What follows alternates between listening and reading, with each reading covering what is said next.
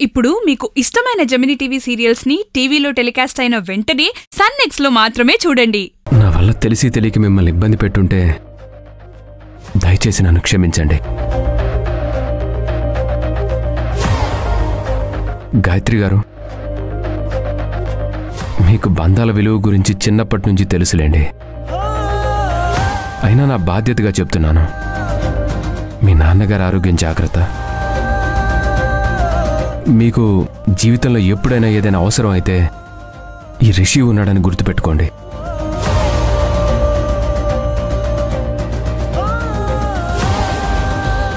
వెళ్ళొస్తాను. వెళ్ళిపోతున్నావా రిషి? ఏడవకూడదని చెప్పాను కదా.